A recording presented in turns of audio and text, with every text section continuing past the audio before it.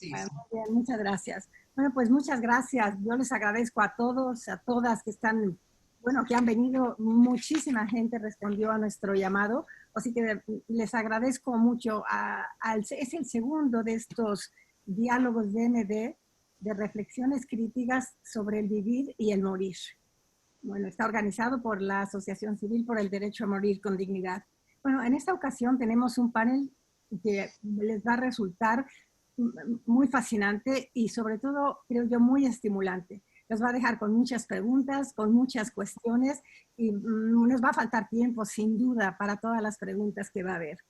Porque además es un diálogo a distancia. Tenemos con nosotros al doctor Peter Singer en Melbourne. O sea, está al otro lado del mundo. Peter, muchísimas gracias por estar aquí con nosotros. Bueno, sabemos lo muy ocupado que estás. I'm very happy to be with you. Thank you, Peter. I see you again. I saw My you pleasure. la última vez te vi en Nueva York. Me da gusto verte aquí ahora. Y bueno, tenemos también a Marichuy Medina. Muchas gracias, Marichuy. Estás aquí con nosotras y bueno, es una mujer muy movida, una investigadora de la UNAM. Creo que van a ser muy buen contraste nuestros dos ponentes. Bueno, ellos, como ustedes saben, van a hablar de la eutanasia y la eutanasia es un tema, es ya muy controvertido. Es muy controvertido. Peter es muy controvertido. Sus propuestas sobre el tema son también controvertidas, pero es aún más ahora a raíz del COVID. A raíz del coronavirus, el tema de la eutanasia y el tema de la muerte ha cobrado como un protagonismo que no había tenido nunca. En México es curioso, pero celebramos a los muertos, pero nunca hablamos de la muerte. No se toca el tema de la muerte. Hay gentes de otros países que me dicen afortunados de tener el Día de Muertos porque están tan conscientes de la muerte. Y bueno, sorpresa, ¿no? En una reciente investigación que hicimos, el 70% de los mexicanos no hablan nunca de la muerte, nunca, 70%. No piensan en la muerte siquiera. La mayoría de ellos ni siquiera habla con sus doctores. Un 3% habla con sus doctores de la muerte. O sea, la muerte la vemos en las fiestas, pero nunca hablamos de ella hasta que llegó el coronavirus. El coronavirus nos ha puesto enfrente a la muerte y estamos ahora ya muy conscientes porque creemos o sabemos que puede llegarnos en cualquier momento por todo lo que hemos estado viendo todos los días en los medios. Y es curioso porque estaba ahí desde siempre, ¿no? Con el coronavirus, pero ahorita estamos todos los mexicanos, por lo menos posiblemente mucha gente de todas las partes del mundo está muy consciente de eso.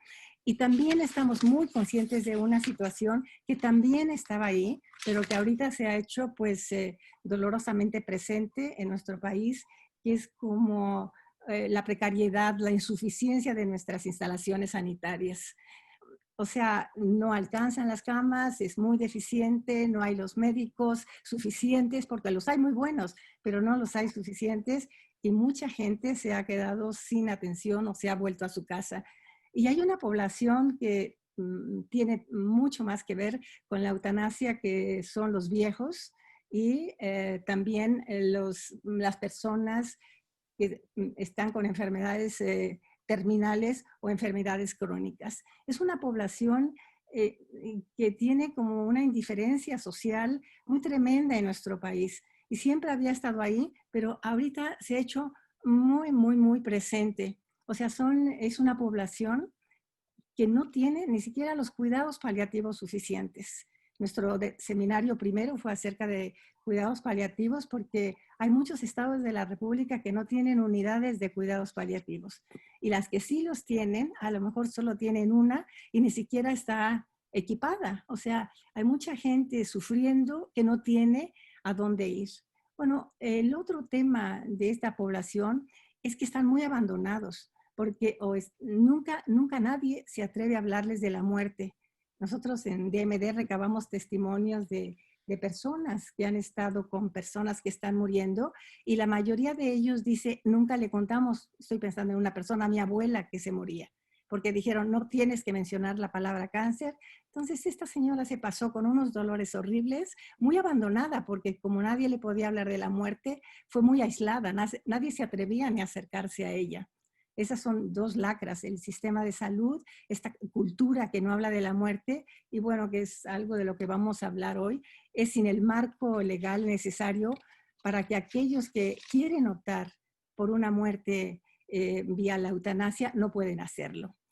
Y aquí, pues yo creo que, bueno, también otra situación que nos hemos encontrado es que tampoco hay los medicamentos, no hay las drogas ni los fármacos necesarios para paliar el dolor. O sea, hay muchísima gente que está muriendo con muchísimos dolores cuando sería relativamente fácil que murieran con fármacos que luego por tabús o por ignorancia o por los problemas aquí que tenemos con las drogas, no tenemos acceso a ellos. Tampoco tenemos los acompañamientos psicológicos necesarios. Bueno, ante esta situación, por el derecho a morir con dignidad, que es esta asociación que organiza estos diálogos, pues pensamos que teníamos no solo que promover que se conozca y que se sepa del derecho a tener una muerte asistida, médicamente asistida, sino también a incidir en todos estos otros situaciones dolorosas que acompañan a la vejez y a las enfermedades crónicas. Y bueno, a mí siempre me gusta como comentar esto, que cuando llegamos a la vida, y sobre todo, bueno, en México, es un, es un, es un festejo. Todo mundo te celebra, te hacen tu cuartito por ahí, las abuelitas te tejen chambritas, las tías también. Entonces, somos muy festejados cuando llegamos a este mundo y ni siquiera hemos hecho nada. Ya llegamos, ¿no? Y ya está, nos aplauden. Y sin embargo, hay una situación muy diferente cuando nos tenemos que despedir de este mundo. O sea, mal que bien todos hemos hecho algo, ¿no? Todo el mundo ha pasado por la vida que no es fácil, muchos han tenido unos logros muy importantes y morimos a lo mejor muy solos, indiferentes, con una sociedad que no se ocupa de nosotros. Que a mí me parece como muy paradójico.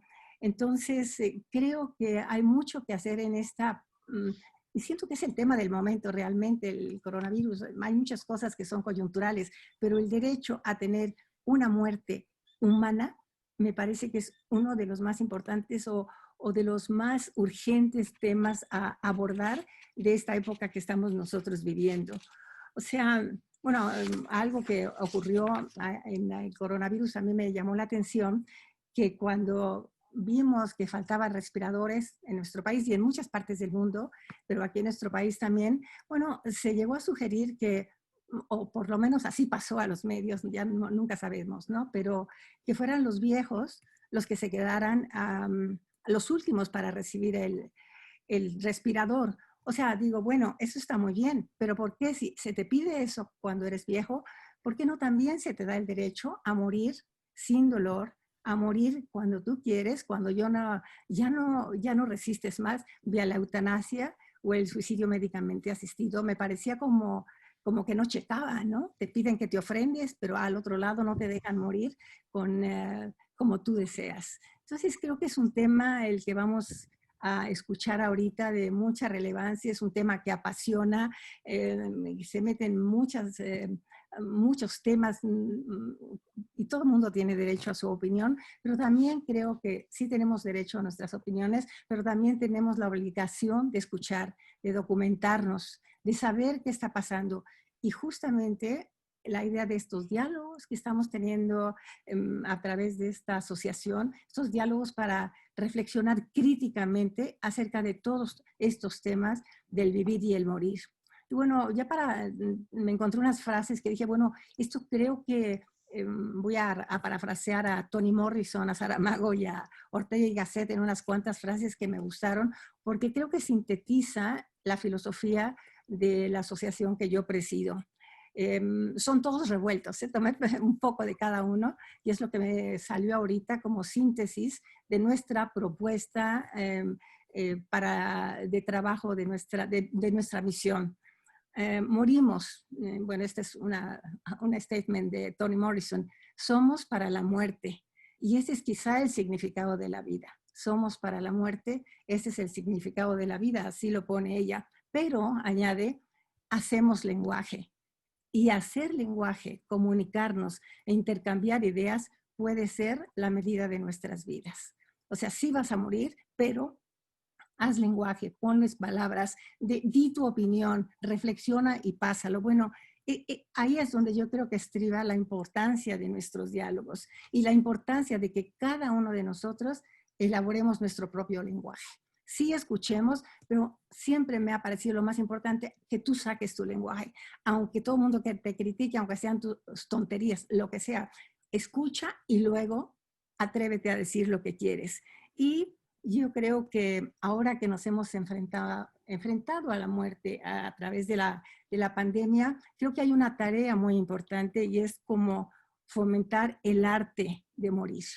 Porque hemos huido de la muerte como humanidad muchos, muchos años. Antes estaba la religión, ahora ya no. Entonces es el momento de elaborar, de fomentar el arte de morir como seres humanos, en medio de un ambiente en donde el ser humano pueda dar lo mejor de sí mismo. Y ya después que creamos eso, bueno, hacer lo necesario para vivir de acuerdo a esa propuesta.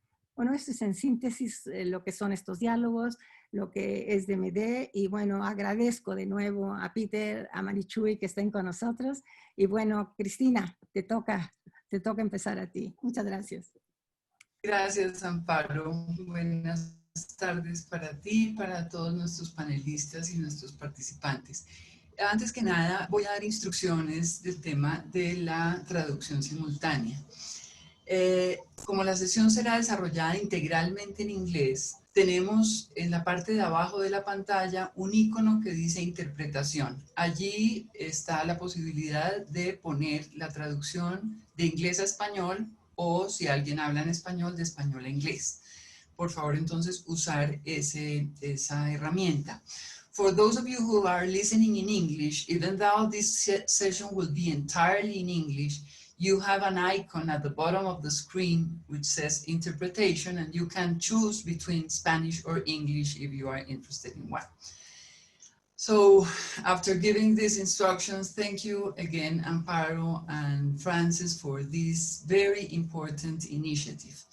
My name is Cristina Villarreal. I am from Colombia, in South America, and I am part of the Dying for Dignity Foundation in Colombia.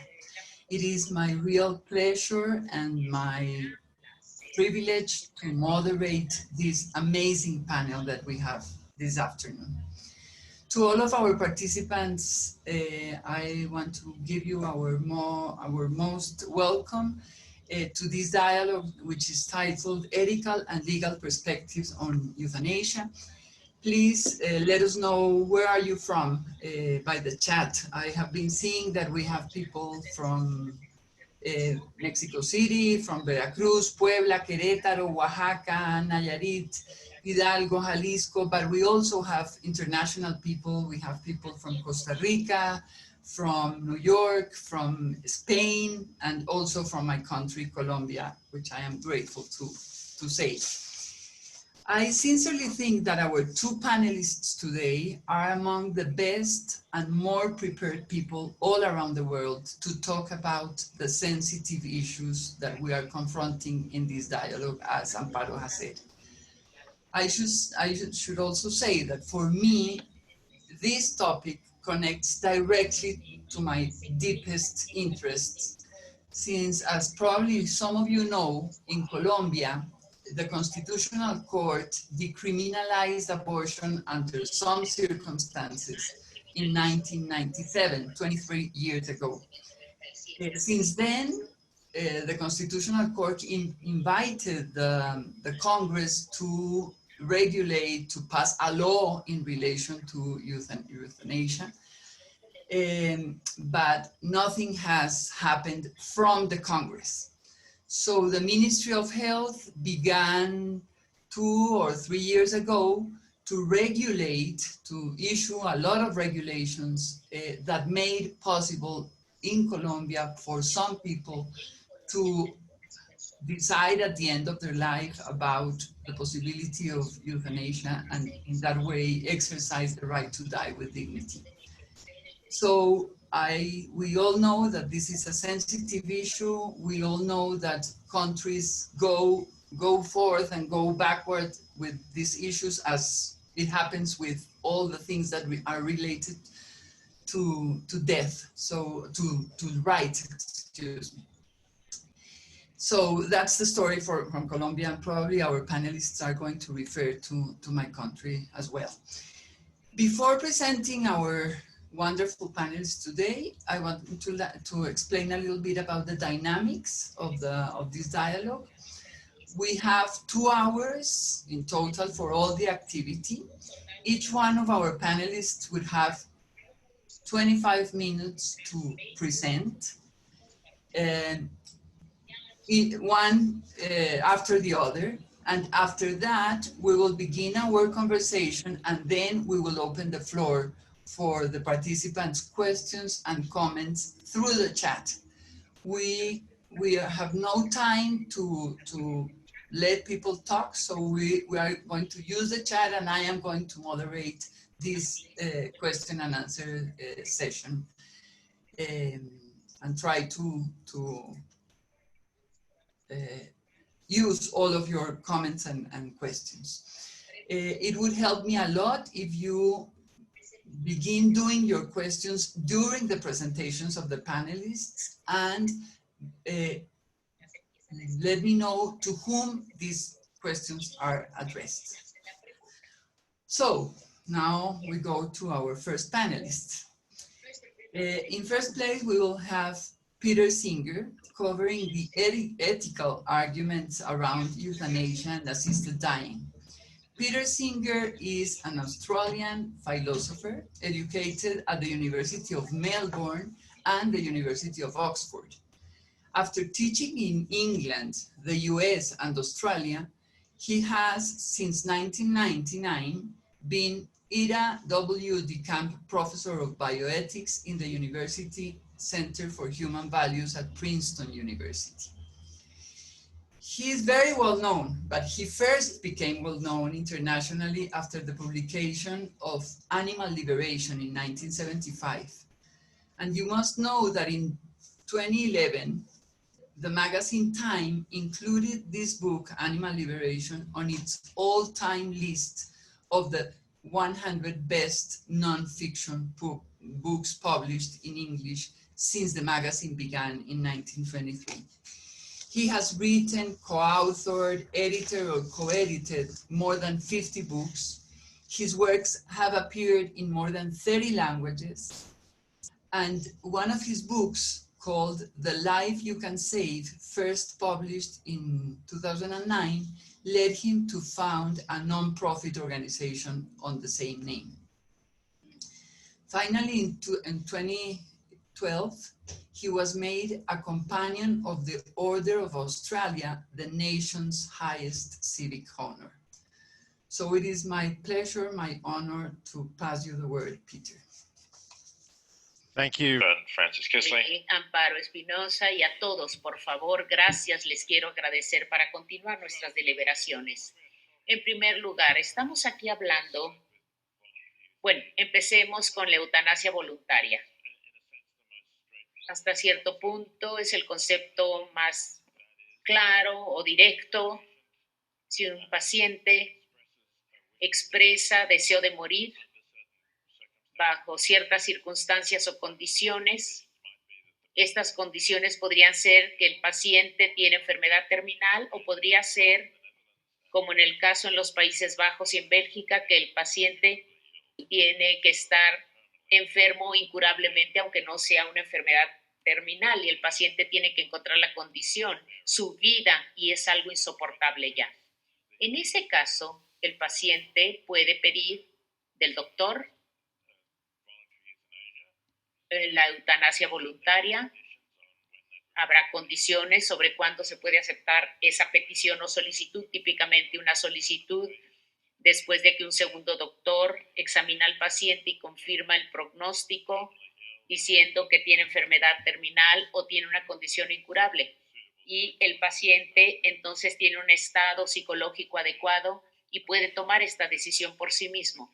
Entonces, si las condiciones se satisfacen, el doctor puede poner fin a la vida del paciente. Si el paciente continúa haciendo esta solicitud, puede ser un periodo requerido, un lapso de algunos días, por ejemplo, y si el paciente sigue haciendo esta petición, el doctor puede darle al paciente una inyección que significará que se queda dormido el paciente y ya no vuelve a despertar. Entonces tiene una muerte pacífica en contraposición con una inyección dada por el doctor. Esta es la idea estándar, digamos, de la eutanasia voluntaria. Ahora es algo legal en Bélgica, en los Países Bajos, en Luxemburgo, y hay otros países donde quizá eso sea posible, incluyendo, como lo dijimos la vez pasada, hablamos de la situación en Colombia. Por tanto, algo ligeramente diferente es lo que se llama la asistencia médica para morir o suicidio con asistencia médica. Aquí se usa el término, por ejemplo, muerte voluntaria asistida. En todos estos casos, tiene que haber la solicitud del paciente, tiene que haber condiciones específicas para satisfacer los requerimientos legales y tiene que haber también otro doctor, una segunda opinión de otro doctor. El paciente tiene que ser competente mentalmente hablando. Pero cuando todas estas condiciones se han satisfecho, al doctor no se le permite darle al paciente una inyección letal. Lo que puede hacer el doctor, sin embargo, es escribir una prescripción para un fármaco letal en cantidades letales. El paciente entonces puede ir a la farmacia, a veces desde un hospital mismo le pueden cubrir esta prescripción y así el paciente puede recibir este fármaco y puede tomar este medicamento por sí mismo. La diferencia entonces es de que no hay inyección, el paciente debe poder tomarse, beber este medicamento o este líquido donde se disuelve este fármaco. Aunque, por ejemplo, aquí en el estado australiano de Victoria hay una excepción, si el paciente no puede pasar, digamos que tiene cáncer del esófago, el doctor sí puede entonces colocarle para que sea por goteo. Parece a una inyección, pero no es exactamente una inyección porque es por goteo y es algún método intravenoso, pero no se le llama inyección como tal. Esto es entonces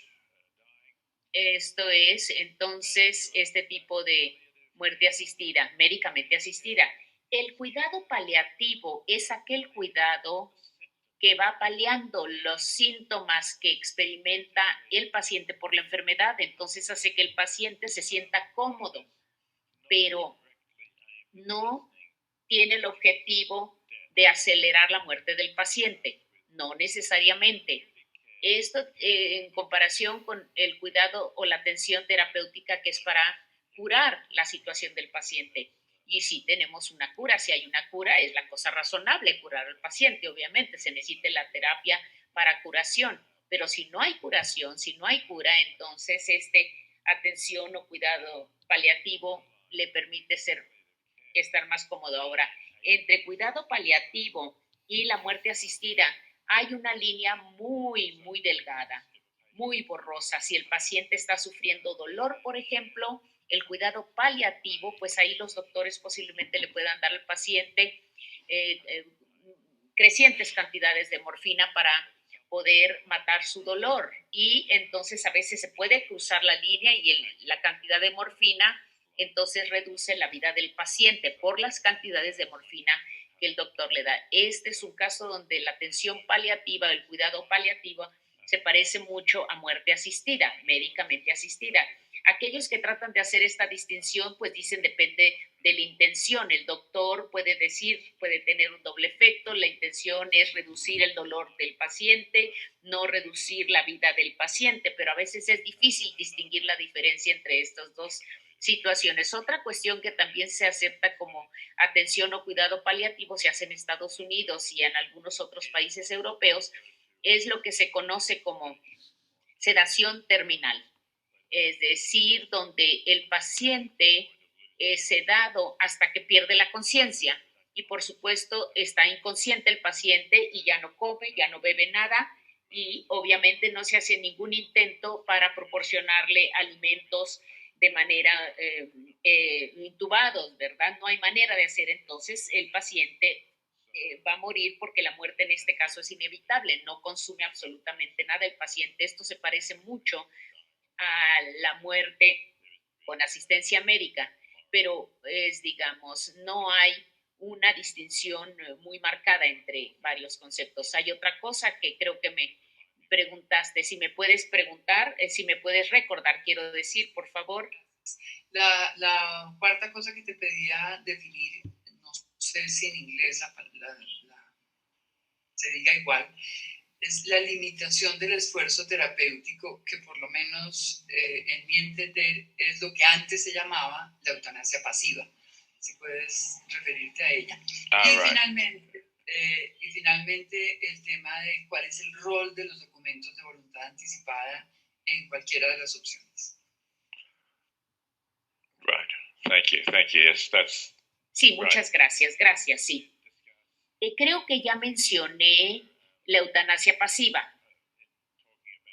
cuando hablé de dar morfina, que recorta la vida, que reduce la vida del paciente. Esa es eutanasia pasiva. Y ahora es atención paliativa, cuidado paliativo. Los expertos realmente no les gusta pensarlo de esa manera porque quieren decir que la distinción está en la intención misma. Pero lo mismo, apagar una máquina, un equipo que tiene el paciente conectado, allí la condición del paciente puede estar muy mal y si se le desconecta de este equipo es muy probable que muera el paciente. El respirador, por ejemplo, los doctores saben que eso va a terminar la vida del paciente y eso también se puede considerar como eutanasia pasiva. Y repito, en algunos casos la intención sí parece que pone fin a la vida porque cualquier otro tratamiento es inútil. Se parecen mucho estos términos, pero estás planteando también, sí, el testamento anticipado. Así se llama, en inglés le llamamos también testamento en vida. La idea es que un paciente puede firmar un documento indicando que en ciertas condiciones no desea que lo resuciten, no desea que lo conserven o lo mantengan vivo. Y ese documento, si el paciente está en tal condición, entonces es algo que el paciente, si está consciente el paciente, le dice al doctor, no quiero que me mantengan vivo, pero usualmente se lo dice a un pariente cercano. Es una instrucción para el doctor. No conservar vivo al paciente, sino que permitir que el paciente muera. Uno de los problemas es que es difícil anticipar todos tipos de situaciones en los que un paciente se puede encontrar. Es difícil anticipar por anticipado. Entonces, una alternativa que se usa es nombrar a un abogado médico para darle a él el poder necesario para esta decisión. Es decir, dar el poder en caso de que uno esté totalmente impedido, dar instrucciones de qué hacer con los activos de uno, con lo que uno tenga, todo lo que uno quiera decir. Entonces está este poder que se le da a otra persona que toma las decisiones médicas para el paciente en caso de que él esté impedido. Y si esta persona es alguien cercano a usted, esa persona puede tener el buen sentido de lo que usted quisiera hacer y bajo qué condiciones quiera usted vivir como paciente y en qué condiciones no quiera usted vivir. Hay que decirle al doctor, se le puede decir al doctor, bueno, esta persona me ha dado su poder para representarlo y no quiere estar vivo bajo esas condiciones. Esta es una manera de manejar la muerte. Son varias maneras, pero obviamente solo es válido esto en caso de que haya tecnología médica o tratamiento que mantiene viva a la persona. Dicen, bueno, hay que quitarle el respirador. O si tiene un infarto, no lo resuciten. Pero es diferente de la eutanasia voluntaria. o de la muerte médicamente asistida, porque este tipo de testamento anticipado no se puede utilizar a menos que la persona esté conservada o mantenida viva por algún tipo de tratamiento o equipo también médico. Entonces sí se necesita eutanasia voluntaria o muerte médicamente asistida.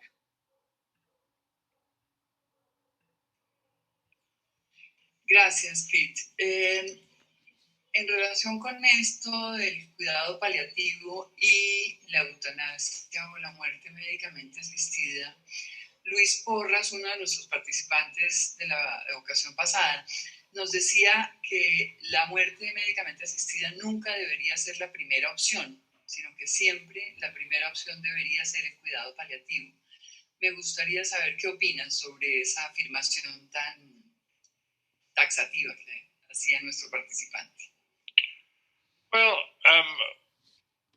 palliative care is intended to deal with. Cuidado paliativo tiene que ver con dolor del paciente y una incomodidad extrema del paciente. Pero estas no son las únicas razones por las que alguien con una enfermedad terminal quiera morir o puede querer morir. De hecho, el estado de Oregon en Estados Unidos, que fue el primero en legalizar en Estados Unidos en la asistencia médica para morir, creo que fue hace unos 20 años. Ya tienen mucha experiencia, quizá incluso 21 o 22 años ya pasaron desde esto en Oregon. Ellos tienen una encuesta de personas que usan y le preguntan, ¿quieren ustedes usar esta legislación? O personas que de alguna manera otras personas la han usado, ¿por qué usan esta legislación? ¿Por qué están ustedes buscando asistencia médica para morir? Y el dolor no es la razón número uno. Eso es muy interesante. Frecuentemente es algo como pérdida de autonomía, incapacidad para cuidarse a sí mismos, para depender de sí mismos, o también una vida con dignidad. Piensan que su condición les quita la dignidad que piensan que es esencial en sus vidas. A veces incluso se preocupan de ser una carga para los demás que tengan que cuidarlos y no ven sentido vivir así. La calidad de vida ha llegado a un punto donde realmente consideran que vale la pena y piensan que no hay que seguir adelante hasta el final. Entonces, ¿qué pasa? El cuidado paliativo no maneja estas cosas, no restaurará la autonomía, no va a restaurar una calidad de vida que realmente sea positivamente buena. Puede quitar el dolor, quizá en algunos casos las personas dicen esto es muy bueno porque podemos estar con nuestros hijos, nuestros nietos o nuestros seres amados y esto está bien. Podemos un poquito estirar el tiempo, por así decirlo, y está bien, pero no están sin dolor, no están cómodos, no tienen la vida y la calidad de vida o dignidad que ellos desean tener o con la que desean vivir. Entonces es por eso que realmente no estoy de acuerdo de que el cuidado paliativo sea la primera opción para todo mundo. Ciertamente puede serlo para algunas personas, sí que les preocupa el dolor, pero pienso que debemos permitir que las personas decidan por sí mismas qué es lo importante para ellas en términos de si quieren continuar viviendo hasta el final mismo. Si es así, entonces no debemos forzar a todo mundo a utilizar el cuidado paliativo si piensan que están muriéndose y no es lo que quieren. Quería darle la palabra a Marichuy, a Amparo, a Frances, para que compartan con todos nosotros las reflexiones que hayan surgido de la ocasión pasada y de esta vez, y le puedan hacer las preguntas a Peter que quieran hacer. Marichuy, ¿quieres comenzar? Tienes que... Sí, gracias.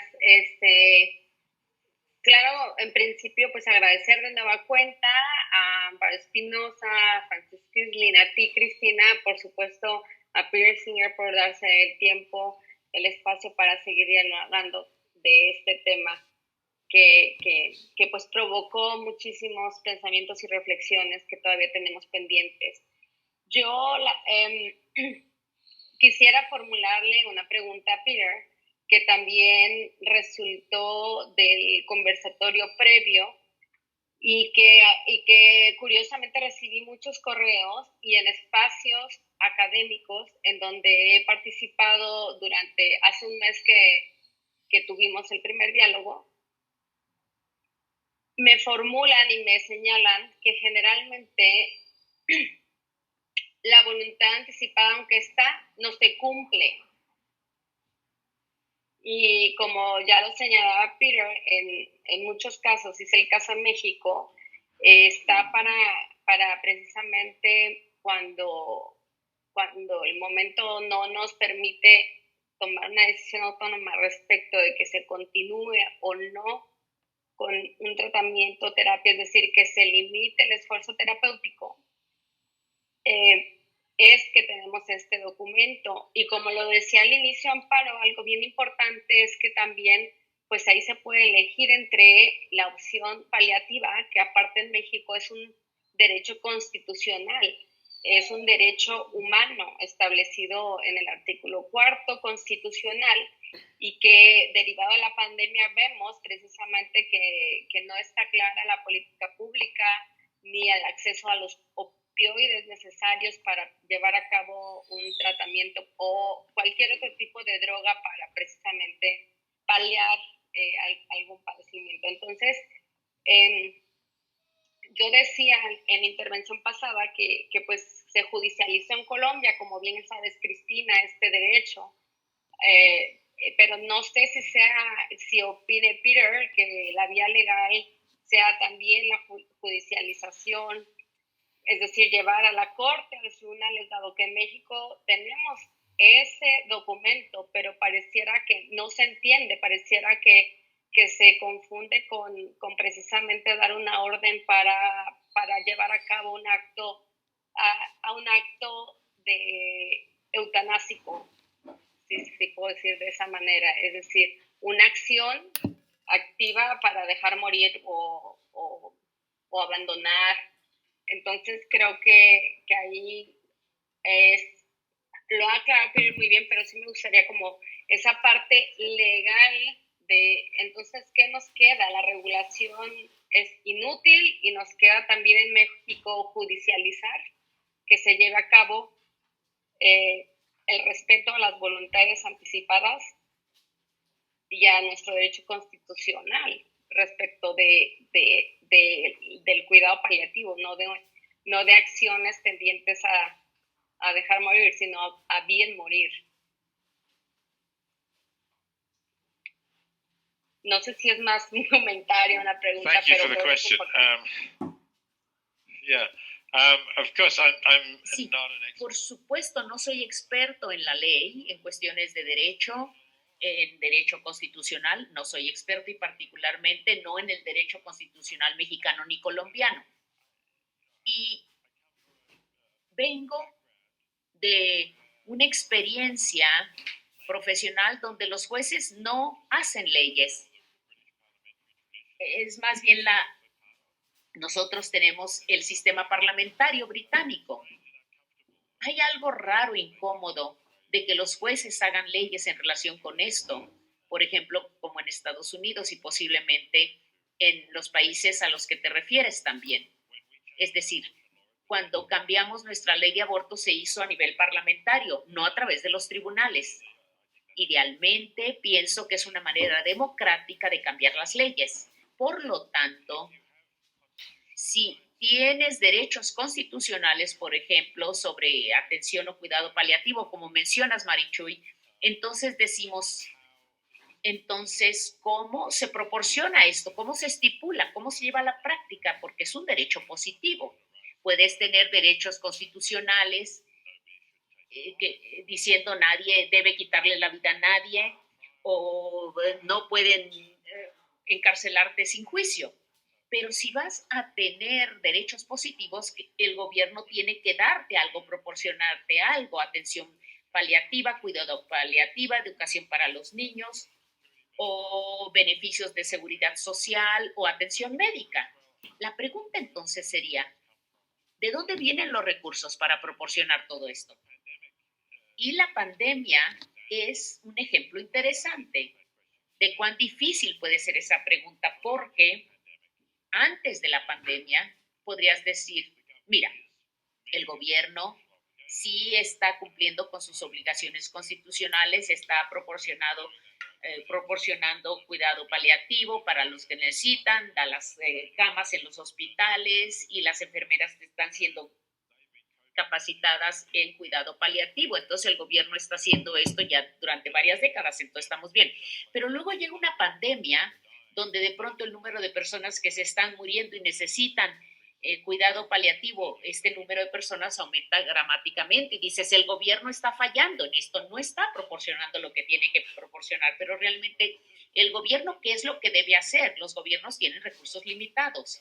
Por lo tanto, si el gobierno digamos, en los últimos 20 o 30 años hubiera tenido suficientes camas para atención paliativa, suficientes enfermeras y doctores para enfrentar esta pandemia. Bueno, esta pandemia, podrías decir, bueno, el gobierno está desperdiciando nuestro dinero porque no se necesita. Este dinero se debe dedicar para la educación de los niños, se debe dedicar para proteger la naturaleza, la biodiversidad, lo que sea. Todas las cosas buenas que los gobiernos pueden hacer, porque no hay pandemia. Pero entonces, ¿la Constitución puede fijar, estipular estos límites? Me pregunto. Decir, por ejemplo, le puede decir al gobierno cuándo y en qué circunstancias debe gastar su dinero, porque esto depende de vez en cuando. Las constituciones entonces son documentos inflexibles que no varían mucho en sí, las constituciones. Por lo tanto, realmente me parece que estas cosas de las que estamos hablando, la eutanasia voluntaria, la muerte con asistencia médica o el cuidado paliativo, vengan a través de legislación, desde la legislatura, que es la que proporciona los recursos para implementar estas cosas y luego modificar o enmendar esa legislación, pero que venga a nivel legislativo.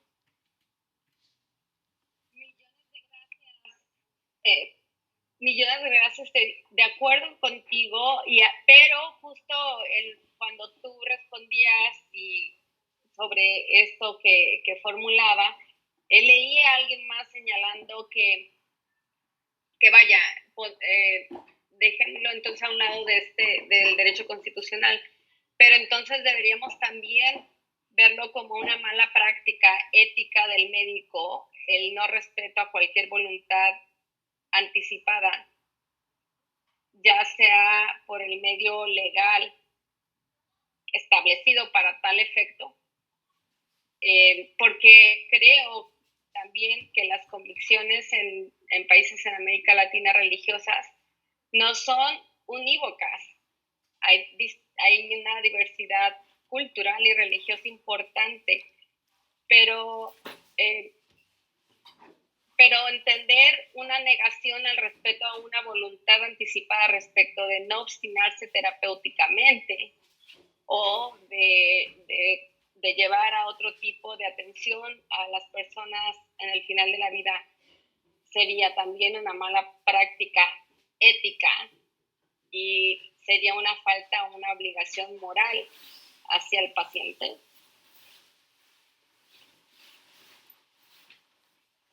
Este es un comentario que hace María Paola Lugo en el chat.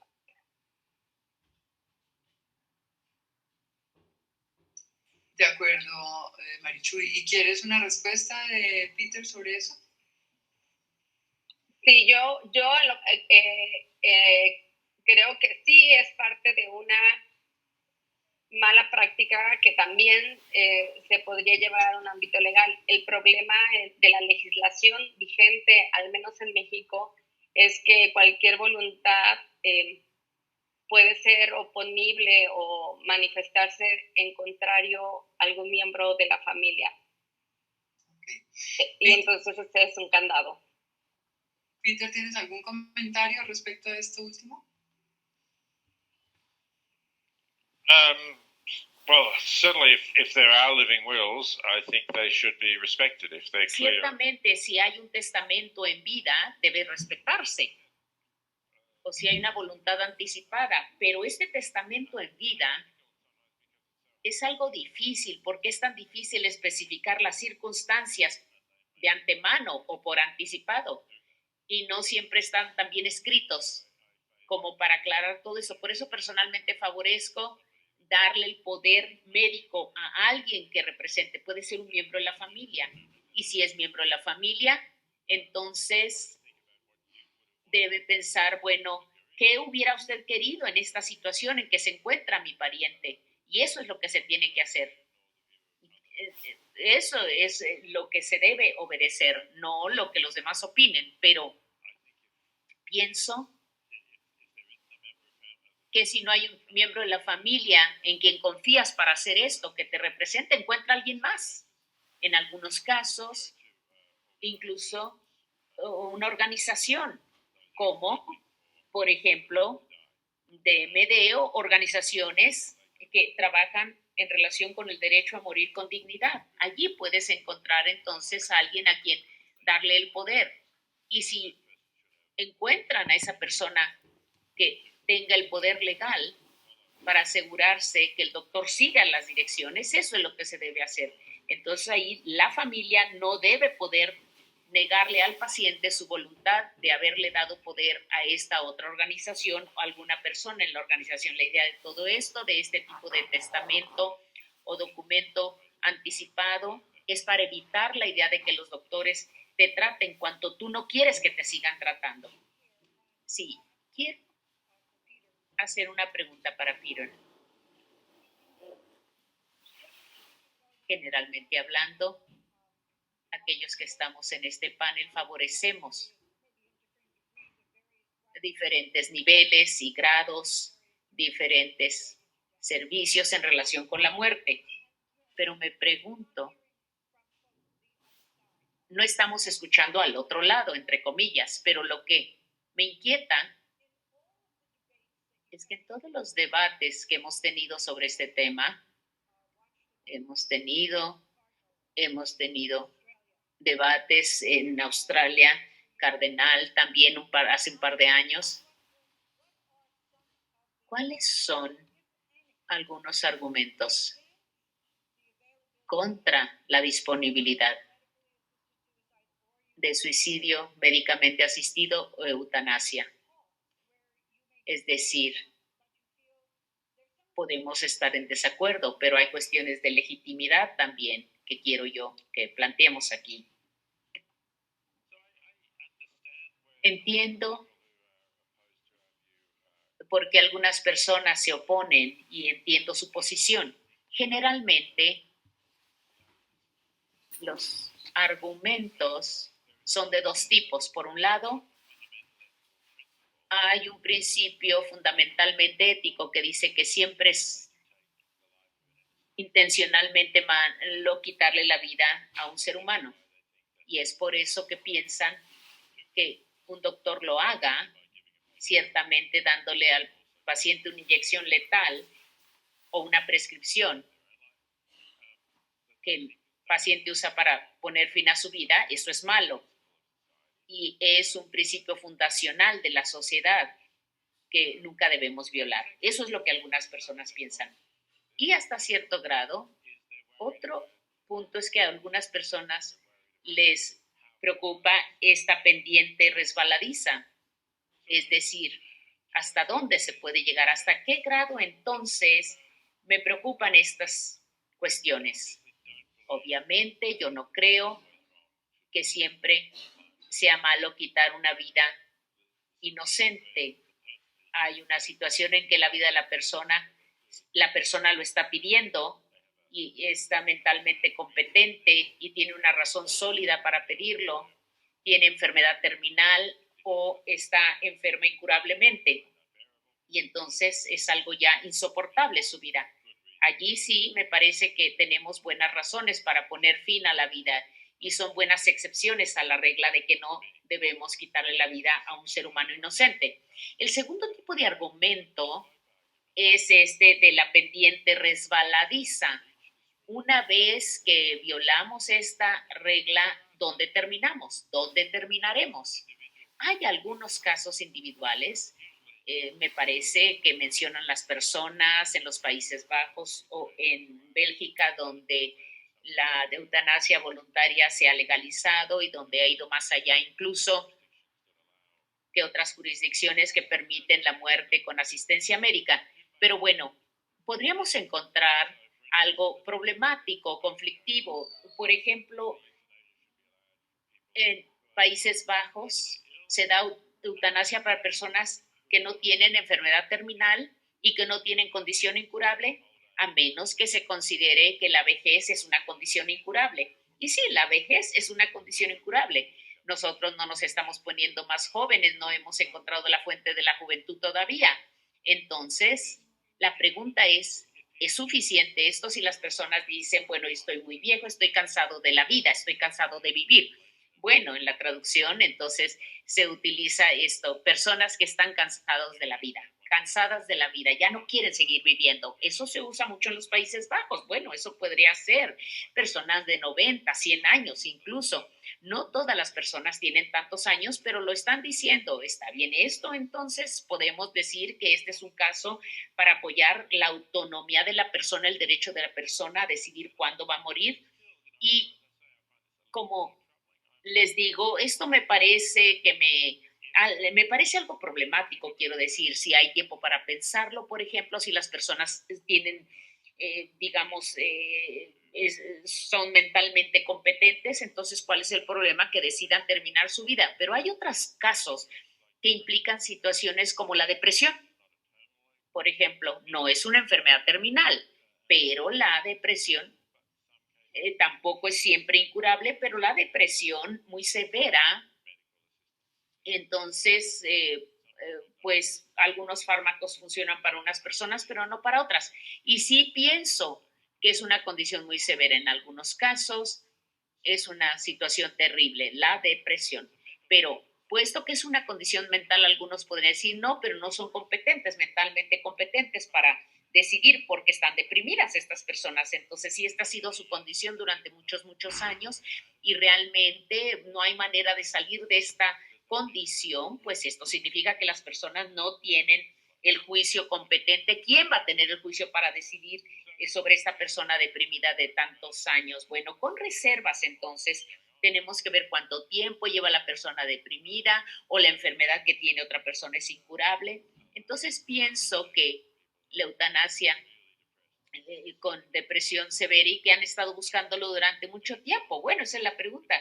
Si no, pues frecuentemente se suicidan, se terminan suicidando porque la depresión puede llevar al suicidio. Entonces quizá es más digno permitirles morir de otra manera, ¿verdad?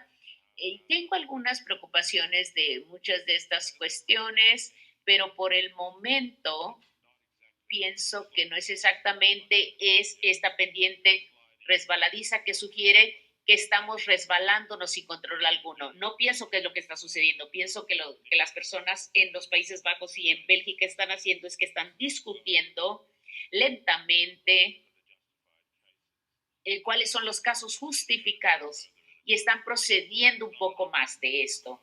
Pero no es que se están resbalando incontroladamente. Hay muchas profecías que hacen las personas y dicen, entonces la sociedad empezará a deshacerse de personas que no quiere y también cuestión de estigmatización contra las minorías raciales, etcétera, etcétera.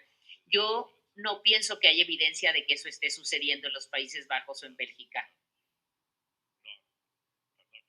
Por lo tanto, no estoy diciendo que las cosas ya llegaron demasiado lejos. Lo que estoy diciendo es que hay que tener discusiones cuidadosas de hasta dónde debe llegar este asunto.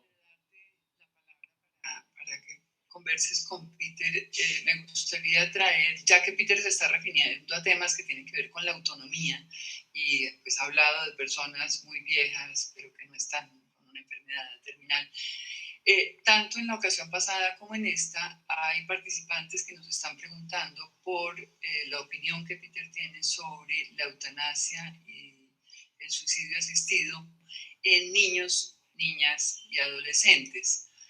En concreto, hay una persona hoy, que es Lorena González, que nos pregunta o nos dice que su comentario es en relación con la obstinación terapéutica que se lleva a cabo de manera muy marcada en los niños, que es triste que se envíen a cuidados paliativos ya casi a punto de fallecer y no se da el acompañamiento desde antes, o sea, desde el diagnóstico del paciente, sino ya cuando los signos vitales van descendiendo. Entonces, si te puedes referir un poco en esa línea de la autonomía, ¿qué pasa con niños y niñas, especialmente y adolescentes también?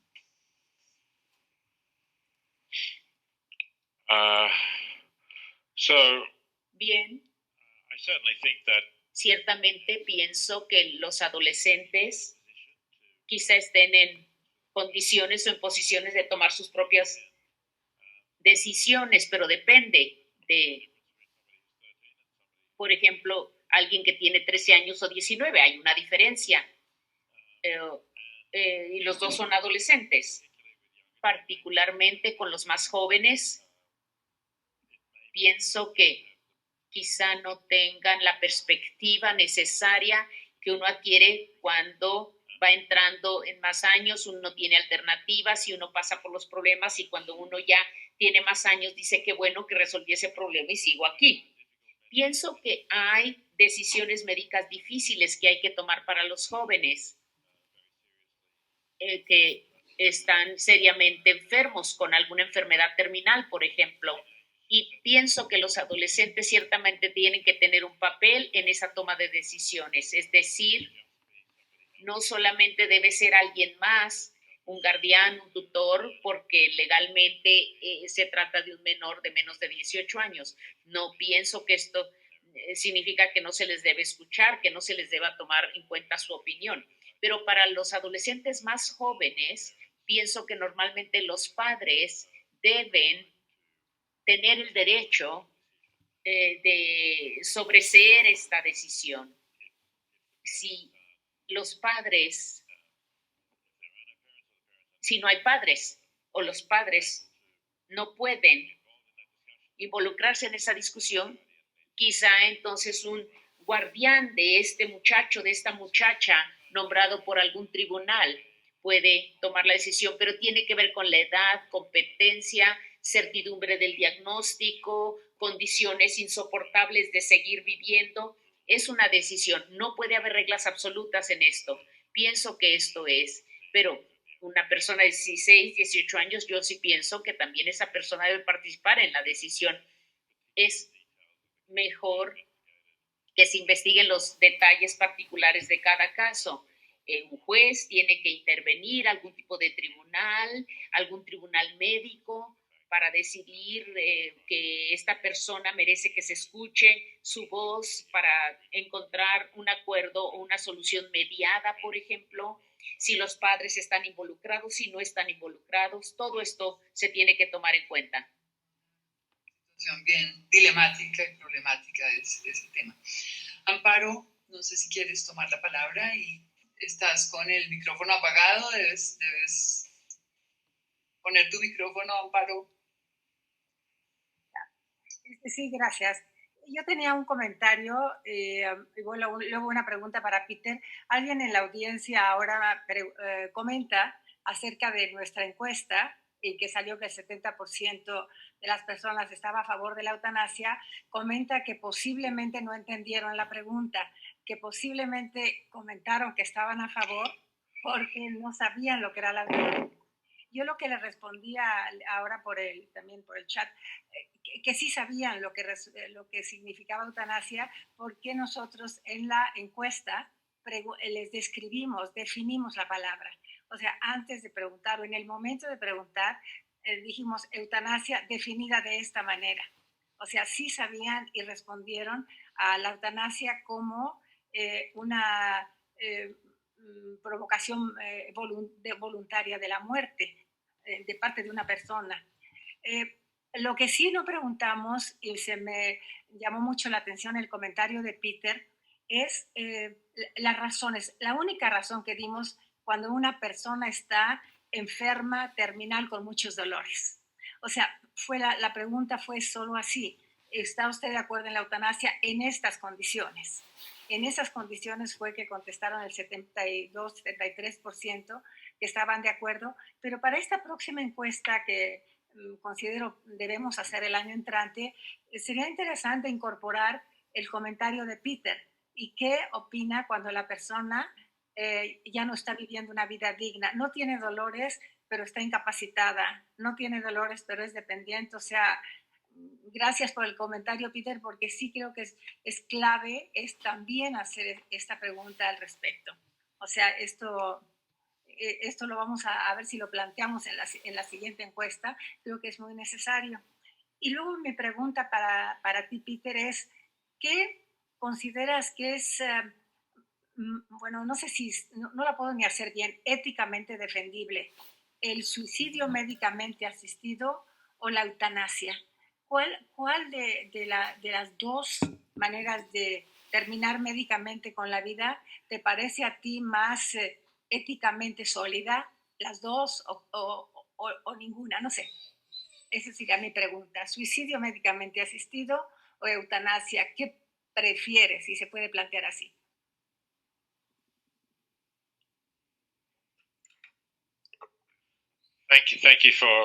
Gracias por estas preguntas. Antes de contestar la pregunta sobre cuál prefiero la muerte médicamente asistida o eutanasia, un comentario rápido sobre las encuestas. No es que la encuesta que hayan hecho ustedes en México o que hicieron en México, es decir, sea diferente de las encuestas que se hacen en otros países, católicos y no católicos. Preguntas similares se han hecho en todo el mundo, realmente. En Estados Unidos, en Australia, en el Reino Unido, en los países europeos, se han hecho estas preguntas. Y los resultados son ampliamente similares.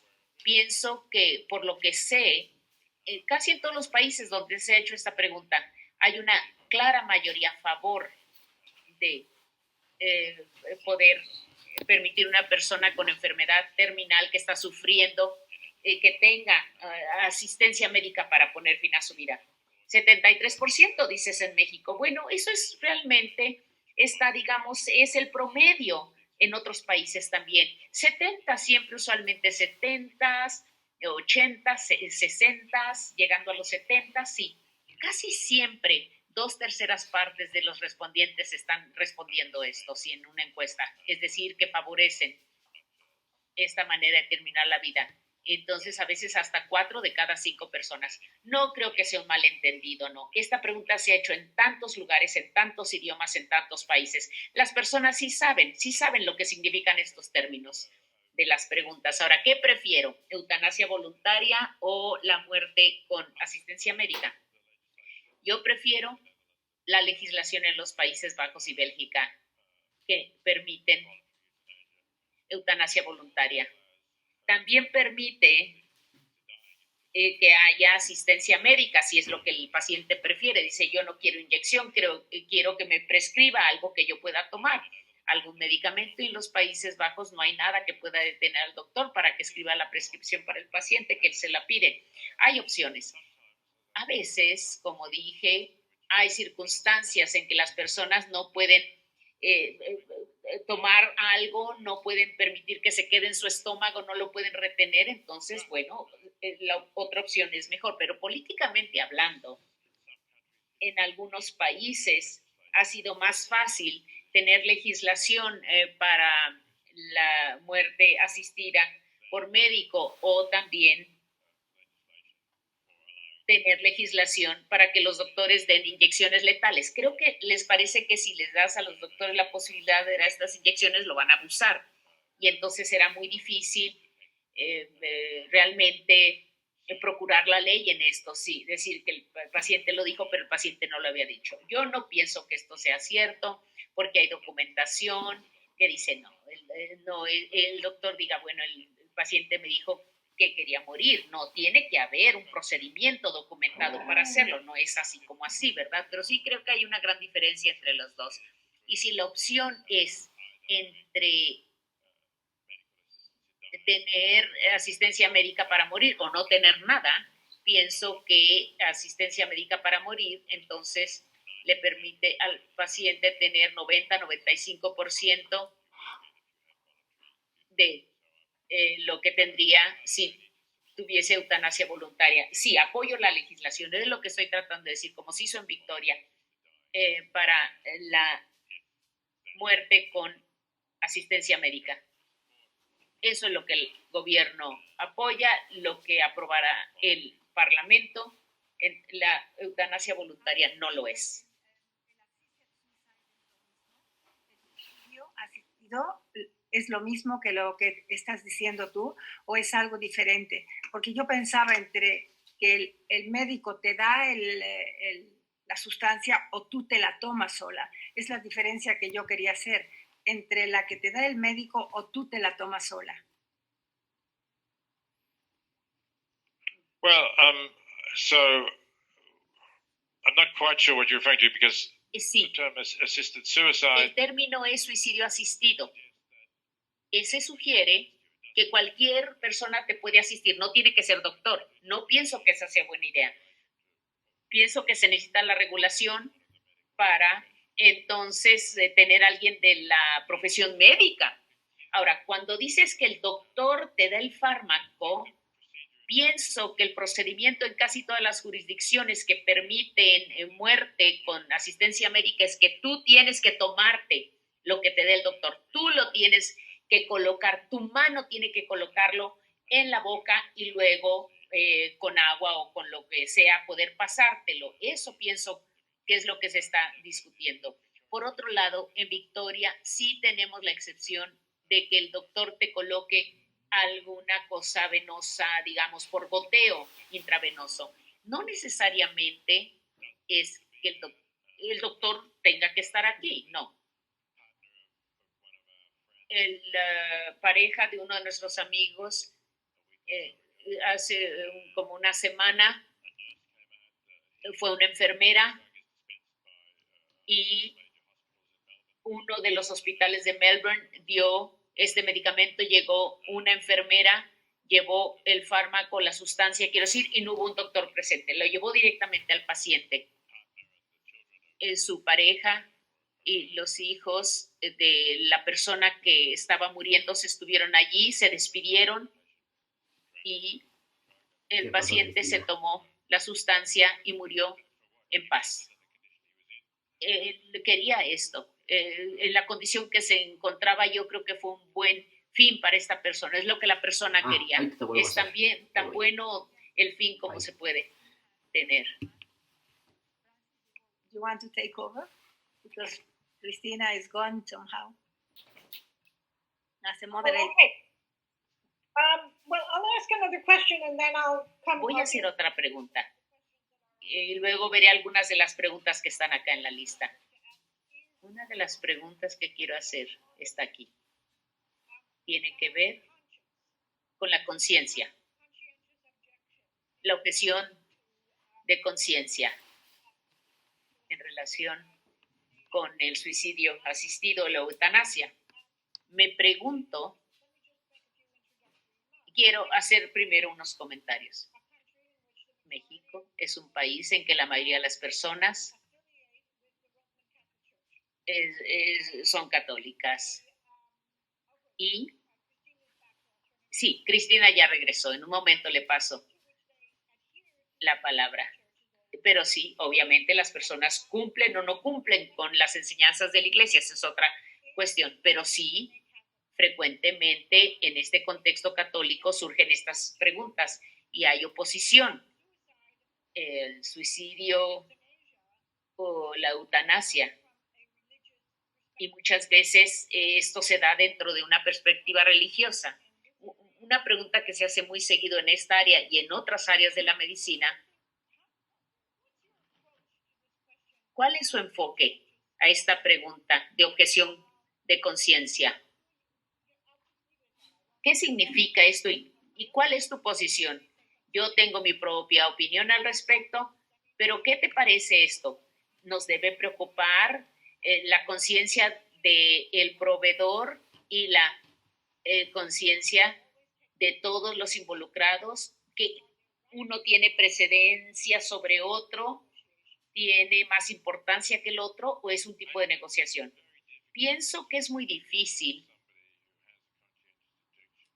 poder contradecir a alguien que tenga objeción de conciencia y convencerlo por coerción a que ayude a alguien a morir. Obviamente es una coerción, pero el otro lado de esta moneda es que en un país católico particularmente en lugares más pequeñas, en áreas rurales del país, es muy difícil que alguien use la legislación en caso de que no haya una exención para la objeción de conciencia. Pero pienso entonces que hay que desarrollar organizaciones como las organizaciones de derecho a morir, con personas que proporcionen este tipo de muerte para quienes así la deseen y quizá puedan entonces viajar de un punto a otro del país a solicitud de que así lo hagan. Realmente no hay una buena alternativa en este caso. Pienso que obligar a alguien a hacer un procedimiento al que está opuesto es buscarse muchos problemas. No se puede hacer esto por coerción. La persona puede negarse a hacerlo. ¿Y entonces qué vas a hacer? ¿Vas a arrestar a la persona? ¿Lo vas a encarcelar porque no está actuando? No. Entonces serán mártires y héroes también, porque tendrán siempre una gran parte de la población que los apoye en su posición. Hay que encontrar, es razonable encontrar excepciones a la objeción de conciencia y explicar por qué se está dando el servicio. Frances, me imagino que no solo estás pensando del derecho a morir, estás también pensando del derecho a finiquitar un embarazo, ¿verdad? Y hay legislación y hay excepciones también para objetores de conciencia. Pero, ¿qué haces cuando hay una mujer que quiere interrumpir su embarazo y no hay doctor que lo haga? Sí, estoy más o menos en la misma posición que tú.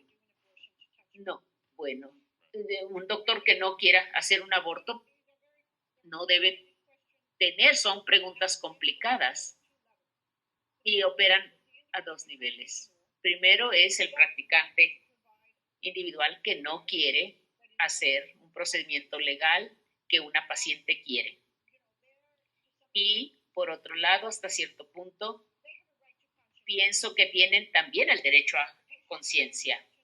Sí, el paciente tiene derecho a conciencia y el practicante también.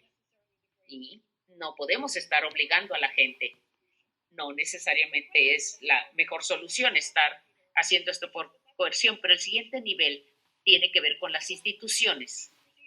Si estos procedimientos se llevan a cabo, los hospitales, las clínicas y este tipo de lugares, hay responsabilidad para servir al paciente que busca este tipo de procedimiento, ya sea morir o abortar. Y las instituciones, obviamente, bueno, tienen la alternativa, el derecho a morir, pero hay organizaciones también que trabajan con las instituciones en vez de que sea que esté proporcionando esto. Pero lo que estoy diciendo es que las instituciones tienen obligaciones diferentes ante las sociedades y la objeción de conciencia, diferente a la obligación de los individuos. Sí, adelante. Quiero decir que estamos ampliamente en acuerdo, pero las instituciones católicas van a decir siempre, no puedes hacerlo en nuestro hospital. Ese podría ser un problema. Así es. Sí. Muy bien. Hay alternativas que dicen que la única institución no es el hospital católico. Casi todas las ciudades en México tienen un hospital público. Sí, así es. Sí. Entonces, hay responsabilidad para que hayan estos procedimientos legales en estos lugares públicos y es... Precisamente es una obligación positiva del Estado y en un centro de salud pública que podemos encontrar en todas las partes casi, bueno, hay partes remotas aunque no, y entonces ahí está, yo no sé si en México entiendan que se trata de una excepción y no un derecho absoluto, y sobre todo cuando es el Estado el encargado de hacer un un test de proporcionalidad para que no se dañe a los pacientes por la defensa extrema y desproporcionada de un derecho de un servidor público frente al del paciente que tiene el derecho al acceso a un servicio paliativo o un servicio de terminación como un derecho. Entonces, creo que aquí lo que dice Francis es muy oportuno. Estamos hablando de una excepción, de una libertad, de un derecho, pero no son absolutas. Y entonces, cuando es la responsabilidad del Estado y es un centro público que debe de prevalecer, ¿los comités hospitalarios de bioética tendrán un rol importante en este sentido? ¿O qué herramientas y estrategias como ciudadanos, desde visiones éticas de los comités y sobre todo también como dejando en claro que si estamos frente a un derecho del Estado o a una excepción de un servidor público del Estado y por tanto cómo me garantiza el Estado que no exista un límite general? Yeah. One thing, I'm turning it back over to Christina, but I noticed that we have, this is a procedural type question for those. Tenemos una pregunta de procedimiento. Varias personas levantan la mano. No estamos reconociendo a alguien que levante la mano en este contexto del webinario. Natalia levanta la mano. Osvaldo levanta la mano. Sugiero que especialmente si tienen un comentario de lo que estamos diciendo aquí en este preciso momento, escriban en el chat inmediatamente que tienen una pregunta relacionada con el tema que estamos discutiendo en este preciso momento y escriban su pregunta y digan para quién es su pregunta y luego Cristina la leerá. Creemos que esto debe ser el mayor diálogo posible. No queremos excluir ninguna pregunta. Cristina, por favor, tienes la palabra. Perdí en un momento, el internet está muy regular en donde estoy. Y bueno, pero quería seguir con en la misma línea que Amparo te preguntó, Peter, ¿qué preferías entre una y otra manera de morir voluntariamente? También hay una pregunta que nos hace una de las personas que está participando hoy respecto a entre los países que tienen legalizado la eutanasia o la muerte médicamente asistida, ¿cuál consideras tú que es el país que tiene la mejor legislación? ¿Y por qué, claro? As I say, if I have to choose the best legislation, I would... La mejor legislación, yo diría, la de los Países Bajos, sí. Holanda, porque permite eutanasia voluntaria. Y pienso que muerte asistida también es muy similar. Los Países Bajos fue el primer país que lo permitió, y luego Bélgica es país vecino, no solo país vecino, sino que la mayoría de la población belga habla holandés. Por tanto, ven la televisión en holandés, leen periódicos y revistas en holandés. Y de todas las naciones del mundo, Bélgica es la mejor informada sobre la situación en los Países Bajos.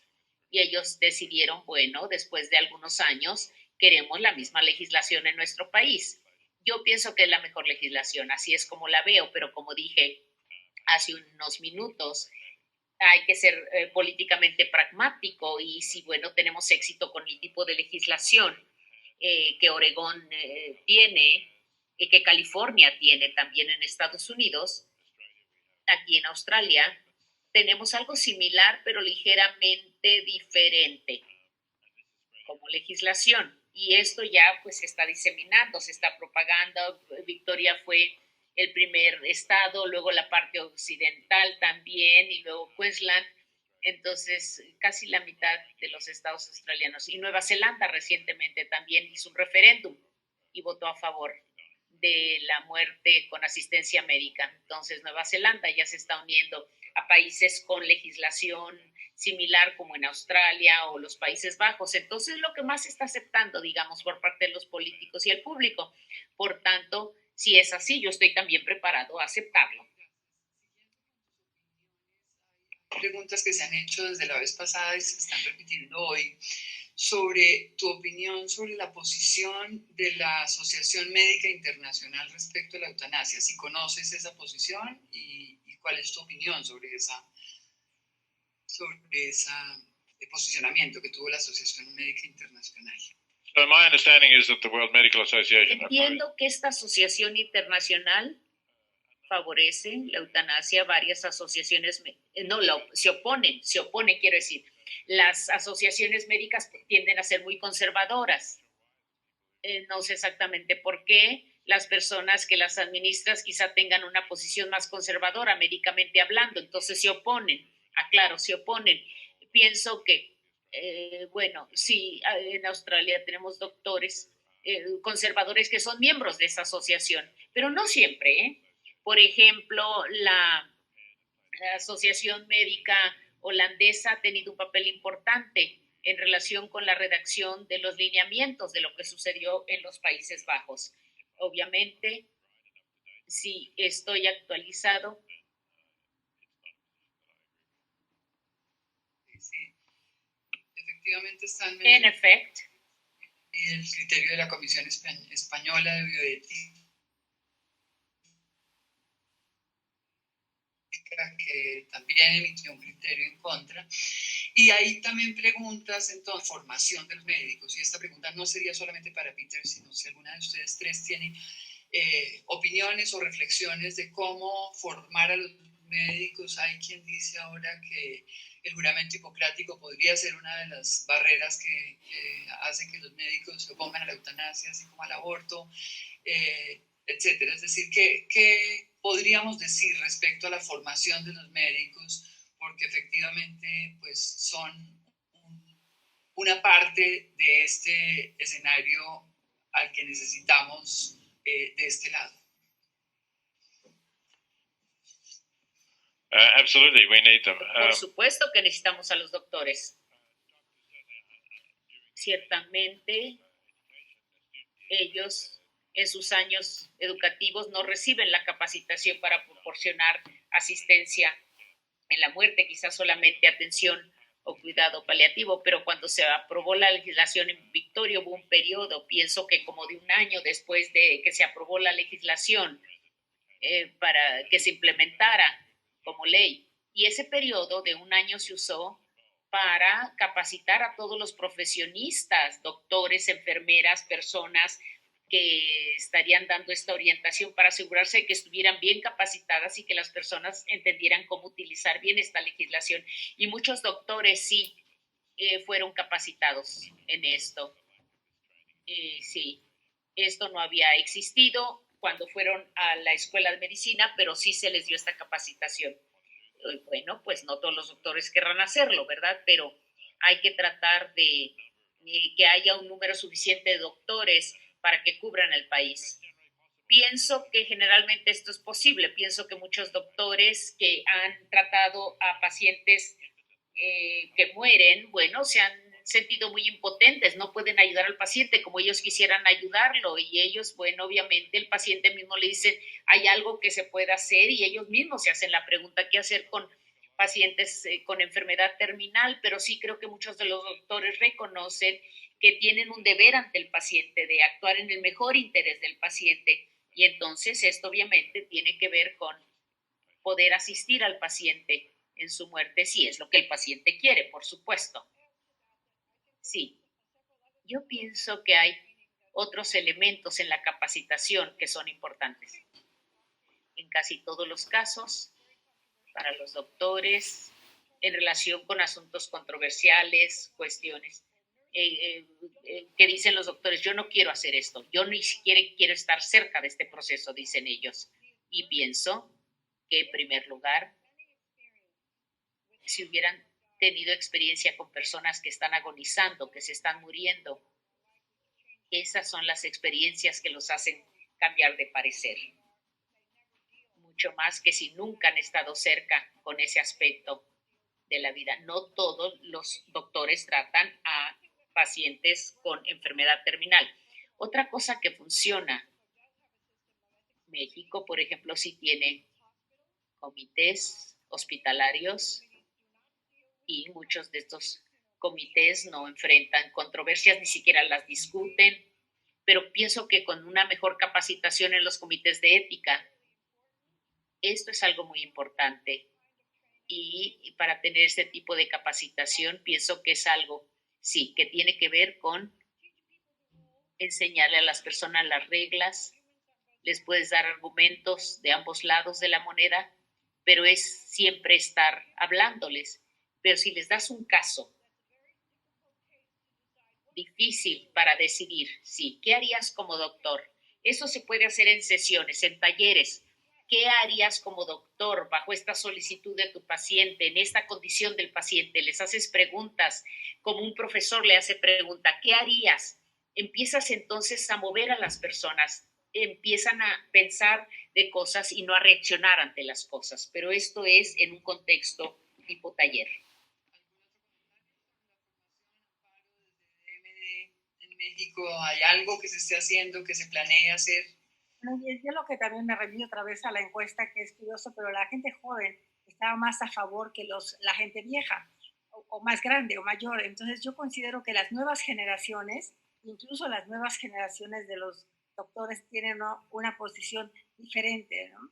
Entonces sí creo que naturalmente va a ir evolucionando a como yo leí esa encuesta. Yo también considero que, bueno, diálogos como este, debates, nosotros en DMD organizamos un concurso de cortometrajes acerca del derecho a la muerte digna. Recibimos muchos cortometrajes de muchachos muy jóvenes o de personas que filmaron. El que ganó es una filmación de un hombre que está muriendo y lo van filmando, lo van grabando en todo su deterioro, con todas sus reflexiones de él mismo.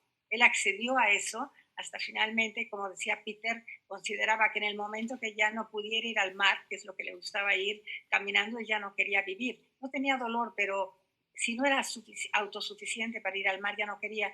Entonces considero que este tipo de actividades pueden ir cambiando. El cine es fantástico para eso y hay muchos muchachos en México, jóvenes en Latinoamérica, que están haciendo este tipo de cine y con como ese incentivo de hacer estos concursos, creo que eso puede ayudar muchísimo. Bueno, eso es lo que yo lo doy desde DMD, esa es una de nuestras labores. Gracias, Amparo.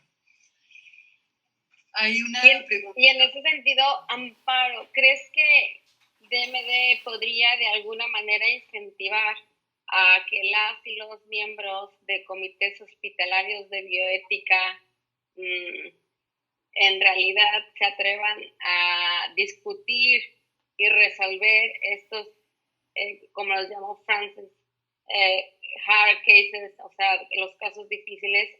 ¿Cómo desde la sociedad civil organizada podríamos llegar a las instituciones que finalmente pueden hacer cambios internos? Mira, yo lo que te puedo decir es que nos han invitado mucho en los hospitales a hablar, a dar pláticas. Y entonces creo que esa es una manera, porque es un tema que llama muchísimo y va mucha gente. A mí me ha pasado que puedo tener como muy buena acogida, pero en otras ocasiones tengo muchos insultos al final, ¿no? O sea, entonces sí, no importa, la cosa es ir y abrir el debate, pero los hospitales se están abriendo mucho a eso. Una persona que yo conozco es dueño de hospitales, él es una persona de mi edad, está en contra de todo esto, pero sus médicos no. Sus médicos que ya son más jóvenes, son otra generación. Entonces creo que es una labor constante, lenta, y enfocarlo desde distintos temas. A mí me gustan mucho los concursos, porque invitas a la sociedad, a todo el mundo a participar. En México a las personas les gusta muchísimo participar. Hicimos otro de casos, de testimonios autobiográficos de muertes, y fueron tremendos, pero nos llegaron muchísimos. Y son procesos de personas que a lo mejor no creían en la muerte médicamente asistida en la eutanasia, pero al final, cuando vivieron a su familiar, bueno, me dijeron, queremos esto. O sea, creo que esta es una labor que sí estamos haciendo por estos medios. Y yo veo que está, la verdad, está, ¿qué será? Como, está teniendo un efecto multiplicador en lo poco que podemos hacer, obvio, somos solo una asociación, pero creo que se puede concientizar de esa manera. Los comités de ética no directamente, perdón, no contesté a tu pregunta. No sé, bueno, no lo había pensado, pero voy a tratar, voy a ver si se puede. Voy a saltar de nuevo a Peter con una pregunta que nos hacen otra vez sobre el tema como de los costos. Ya nos habían hecho también en la ocasión pasada. Es una pregunta que voy a leer. The that arises is the social pressure on the dying to stop burdening their living family, particularly in countries Las like presiones sociales cuando el fin de la vida y los costos pueden ser exorbitantes. Peter. El tema de los costos, el tema del acceso, de la equidad o no en el acceso a servicios como el de la eutanasia o el suicidio médicamente asistido.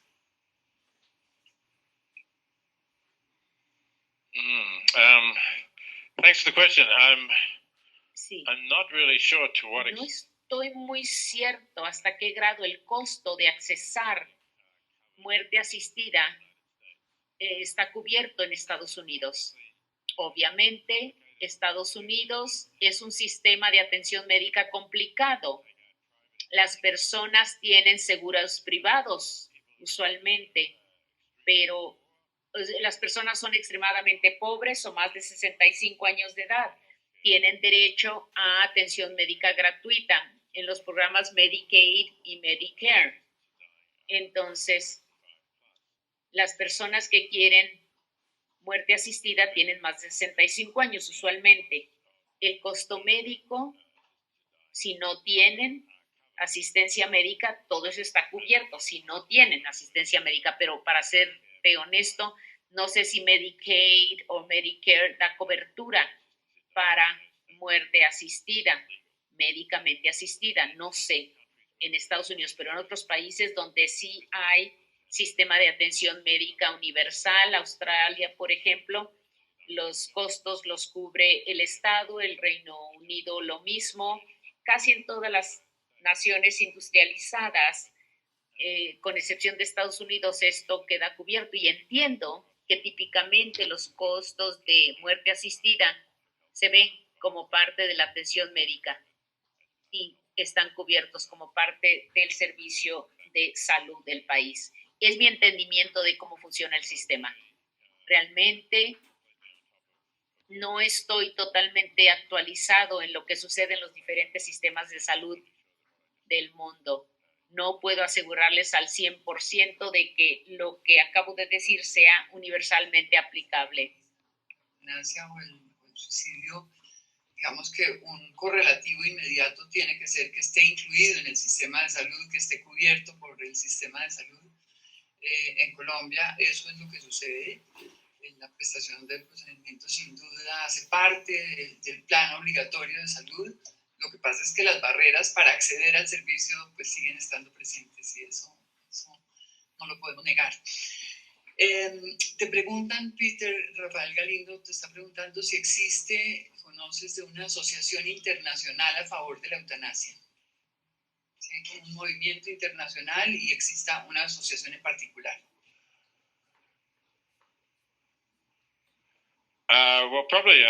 Probablemente el que pregunta esto sabe más, pero sí hay una asociación internacional por el derecho a morir. No sé exactamente cuál es su título, su nombre, pero sí hay una organización como Federación Mundial de la Sociedad del Derecho a Morir que organiza conferencias, algo así. Sí sé que hay un organismo así. Usted quizá está en conocimiento de más detalles. Me refiero a la persona que hace esta pregunta. Because I have my cat here and, you know, he's meowing all the time, so I don't want him to get... Sí, disculpen, es que Creo que mi gato anda por ahí, sí. Mundial, Federación Mundial de las Asociaciones por el Derecho a Morir. Creo que ya cambiaron el nombre y es solo el derecho a morir. Creo que ya no es con dignidad. Me parece, no estoy muy segura. Y son asociaciones de todo el mundo también que están a favor de la legalización de la eutanasia y del suicidio médicamente asistido. Y cada bueno, este año ese congreso de la Federación Mundial iba a ser en México, de hecho. O sea, iba a ser en noviembre, aquí en la Ciudad de México. Ya pues habíamos organizado todo, se canceló pues por razón de la pandemia.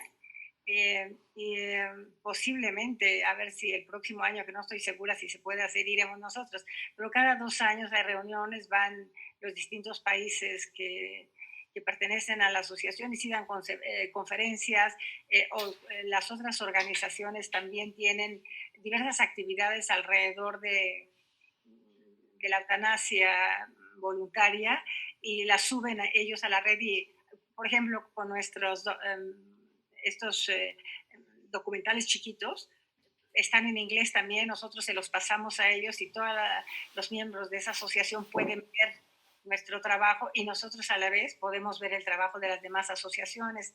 Están bastante activos, sí. Sí, de hecho, tanto DM de México como DM de Colombia somos parte de la Federación Mundial. Entonces, pues sí hay un movimiento mundial a favor del derecho a morir dignamente y por eso la importancia de entidades como DM de México o DM de Colombia. Peter, una pregunta que se quedó de la vez pasada, decía si tú crees que legalizar la eutanasia en los países puede ayudar a disminuir el suicidio que no es médicamente asistido, o el maltrato a adultos mayores.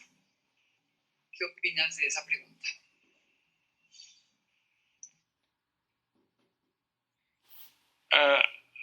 Yeah, I think that legalization of Pienso que la legalización del derecho a morir o a través de eutanasia o muerte con asistencia médica puede reducir el número de personas que se suicidan. Y por otro lado, una de las cosas que se ha señalado, como ya lo dije, en nuestra legislación y la legislación en el estado de Oregón, una cosa que queda clara es que hay un número mayor de personas que dicen, bueno, más personas, una tercera parte de las personas que han solicitado utilizar la legislación sencillamente toman la sustancia que se les da, pero la ponen en el cajón. De tal manera que es como les da una seguridad, que si las cosas se ponen muy mal, pues ahí tienen esa sustancia que pueden tomar. Muchos no la usan, pero si no se tiene esta legislación, si uno está cada vez más incapacitado y no quiere seguir viviendo, entonces pienso que algunas personas se suicidan a la vez que tienen la capacidad todavía de suicidarse, aunque su calidad de vida en ese momento, en ese punto, no es tan mala como para que no sigan viviendo, pero quieren tener el control sobre su final. Quizá tengan que terminar su vida meses antes de que la calidad de vida se deteriore a tal grado, al grado en que realmente van a querer morirse. Entonces, en este sentido, tener una legislación puede extender la vida para estas personas, porque les da a estas personas entonces esta opción y esta calidad que puede reducir no solo el número general de personas que se suicidan, sino también que se suicidan de maneras horrendas para otras personas. Es horrendo encontrar a alguien que amas, que se ha matado con una pistola, o colocaron la cabeza en el horno o se colgaron. Eso es traumático, obviamente. Es mucho mejor si las personas pueden esperar hasta que se haya deteriorado su calidad de vida a tal grado y luego ellos pueden terminar su vida en paz y despedirse en paz de sus seres amados. Pienso que eso es un resultado mucho más recomendable de personas que terminan su vida prematuramente porque no quieren estar en una situación en que ni siquiera van a poder poner fin a sus vidas. Algunas reuniones que nosotros hacemos, que cuando en una obra de teatro que hicimos justamente sobre un proceso de la muerte médicamente asistida, la reacción del público, no necesariamente gente que se va a suicidar mañana o que tiene intenciones de suicidarse, es como de, lo que decía Peter, como de tranquilidad. Un comentario que me llamó mucho la atención y creo que representa muchos otros comentarios que he oído. Dice, bueno, yo antes le tenía un miedo horrible a la muerte, es alguien como de 45, 50 años, ahorita ya no. O sea, se sentía como que podía empezar a vivir con más tranquilidad, porque lo que le daba miedo de la muerte era el dolor o estar incapacitada, y sabiendo que podía terminar con su vida legalmente o socialmente avalada, le dio una tranquilidad enorme. Me recuerdo muy bien a esta persona, que fue una transformación después de ver, fue una película, y de los comentarios, pues básicamente a favor de la muerte asistida, cómo le cambió el panorama de la vida. O sea, vivía aterrada por el miedo a que iba a morir, iba a tener dolor o sea, pero se le aclaró muchísimo. O sea, como que descansó. Yo lo vi, la transformación, y no que no estaba deprimida, no le pasaba nada, simplemente se le quitó el miedo y pudo empezar a vivir después de esta plática. Te preguntan si recuerdas el nombre de la película. Era una película de unas personas que están en una, como en una, no me acuerdo, pero es una película judía. Alguien aquí se va a acordar. Están como en una casa ya como de retiro, están todos ellos y se empiezan a ayudar a morir. Me voy a acordar y se las digo, o lo pongo en el chat si me acuerdo. Y me permite nada más aquí, añadiendo un poquito a lo que Amparo nos comparte de manera muy generosa, es bien importante lo que dice que sintió esa persona como parte de la audiencia, porque justo la Constitución Política de la Ciudad de México, que adoptan el artículo 6º como título, precisamente la ciudad de las libertades, la autodeterminación de las personas, ¿no?, para tener una vida y una muerte digna. Y no es en vano el título de la ciudad de las libertades, porque precisamente al tener la opción de tener una vida digna y una muerte digna, podemos decirnos libres y autónomas, ¿no? Entonces, que es bien importante que todas quienes estamos participando aquí sepamos que esta libertad está constitucionalmente protegida. Y claro que precisamente tener la opción es la manera de sentirnos más libres y tranquilas respecto de cómo vivir y cómo no vivir. Muchas gracias, Marichuy, por esa precisión muy importante. Frances, hay una pregunta de la ocasión pasada que creo que está muy, muy bien hecha para ti. Y se refiere un poco a las experiencias místicas o espirituales. La persona preguntaba si como no creyentes, decía, nosotros como no creyentes, ¿cómo podemos manejar las experiencias místicas o espirituales que rodean la muerte?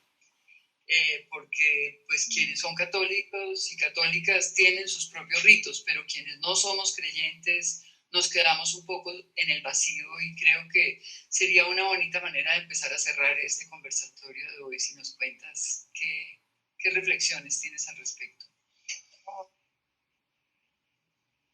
Okay, well, first of all, en primer lugar, el misticismo no solo reside en la religión, número uno. Y si eres una persona que no tiene religión y crees en la poesía y adoras la poesía, entonces puedes entender claramente.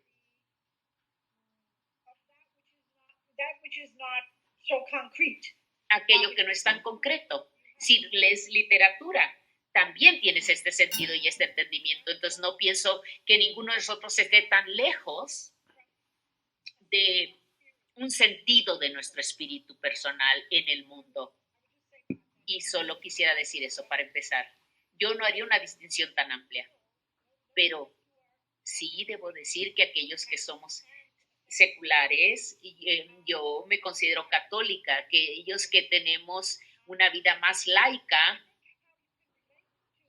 ¿cómo podemos relacionarnos con católicos o budistas, hindúes, judíos u otras expresiones de fe? Realmente es escuchando.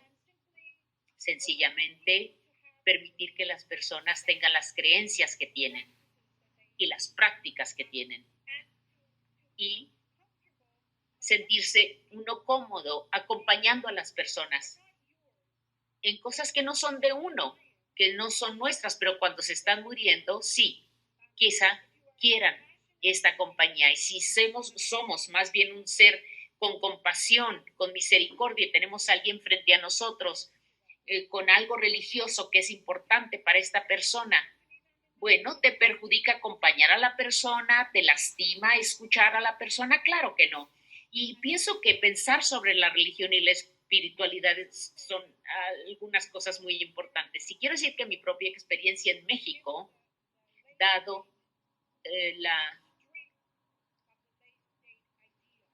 la idea de estadios tardíos, sí, significa que yo experimenté en México un cierto rechazo de la religión y la espiritualidad. No es que no deban estar en la esfera pública, sino que aléjate.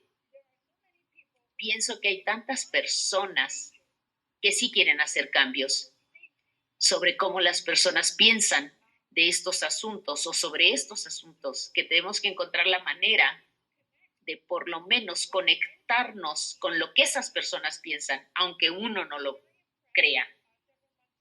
Hace varios meses me sorprendió mucho el jefe de la Academia Pontificia de la Vida, Monseñor Paglia, un italiano, dijo en una junta sobre la cuestión de suicidio, dijo, yo tomaré la mano de una persona que se está muriendo como resultado de suicidio. Ahora, la mayoría de las personas no podían imaginarse que un obispo católico pudiera decir algo así, porque ya decidimos, estos son seres humanos horrendos, horribles, los que se suicidan, ¿verdad? Pero entender los rituales. Toda religión es una diversidad enorme. Budistas, católicos, es decir, los laicos también. El hinduismo. Entonces las prácticas de cada país pueden ser a veces tan opresivas como el catolicismo. Yes. Cristina, tengo el nombre de la película, te interrumpo, perdón. Claro. Mira, ya me lo sugirieron, me lo recordaron. Claro. Tengo dos opciones, la fiesta inolvidable o la fiesta de despedida. Puede tener cualquiera de esos dos nombres. Sí, creo que se llama la fiesta inolvidable. Creo.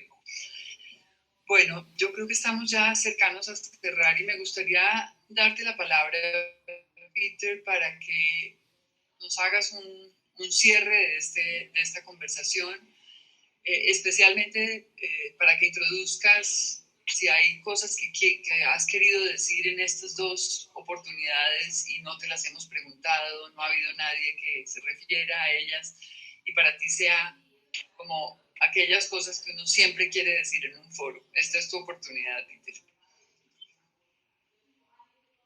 Well, thank you very much. Muchas gracias. Pienso que hemos tenido unas preguntas muy buenas. Hemos cubierto casi todas las cosas que yo quería incluso decir. Quizá lo final que quisiera también manifestar o subrayar es que si tienen los países legislación ya para muerte con muerte asistida o eutanasia voluntaria, entonces, ¿quién está haciendo la presión?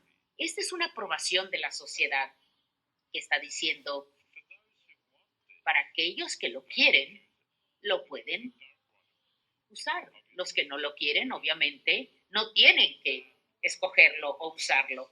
Pienso que esto es algo que debe proporcionar una sociedad libre cuando pueda proporcionarlo. La idea tiene que ver con John Stuart Mills cuando dice, cuando escribió sobre la libertad más bien en el siglo XIX. Es decir, el Estado debe interferir, que no se le cause daño a los otros, pero generalmente hablando no debe interferir el Estado con acciones de personas que quieran interrumpir. Vemos este principio aplicado y la aceptación de relaciones sexuales entre adultos, relaciones sexuales con personas del mismo sexo, por ejemplo, que no hace mucho tiempo se criminalizaban por parte de muchos estados en el mundo. También lo vemos en la legalización del trabajo de sexo servidoras en muchos países y pienso que esto, bueno, permite que ellas tomen estas decisiones y también pienso que lo vemos en situaciones, dos adultos que dan su consentimiento y el doctor está dispuesto a escribir la prescripción. Esto es lo que ellos piensan que es adecuado hacer y es lo que van a hacer.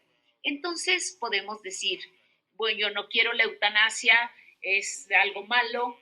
Yo pregunto, ¿realmente estás en condiciones de decirle a otro adulto que sí quieren la eutanasia, que estás tan seguro que estás en lo correcto, que vas a detener que ellos tengan eutanasia cuando realmente no interfiere con tu propia vida? Entonces espero que esto sea otra forma. De hecho, sí, ya es una reforma que está avanzando en muchos países en las líneas, digamos, de reforma sobre situaciones que tienen que ver con sexo y otras situaciones. Pienso que se está propagando, se está diseminando en un par de décadas, probablemente creo que estará en todos lados. Muchas gracias por esta posibilidad de hablar con todos ustedes, con el público, con los participantes. Gracias por sus preguntas. Espero que todos hayan encontrado esta una discusión fructífera. Por el tiempo que has tomado, por la paciencia que has tenido, por estar dispuesto a responder este bombardeo de preguntas que te hemos hecho en el 14 de octubre y hoy también. No sé si Frances, Marichuy o Amparo tienen algún comentario final sobre el contenido. Amparo siempre tendrá la última palabra para cerrar el conversatorio. Pero Frances, ¿quieres decir algo más? I don't have anything to say. Sí, Okay. ya no tengo. Nada.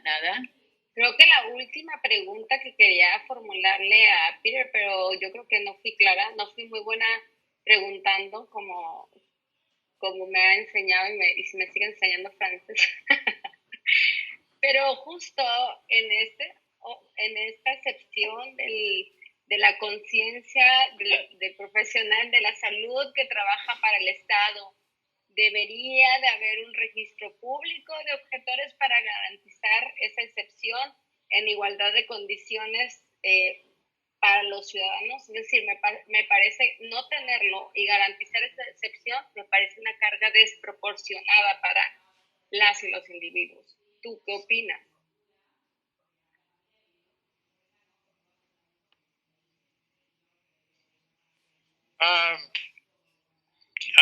This is not something I've given a lot of thought to, but no lo he pensado mucho, pero así, lo primero que se me ocurre, pienso que un registro de doctores con objeción de conciencia sería útil también, porque las personas pueden entonces ver quién sí y quién no. Eso me parece interesante, sí, podría más bien ser algo útil. Registry. Estoy en desacuerdo. Si tienes este registro, entonces vas a empujar a los doctores. Se sentirán empujados los doctores por las sociedades médicas a poner su nombre a esa lista. Entonces, habrá un mayor número de doctores que se registre, más de los que realmente lo crean.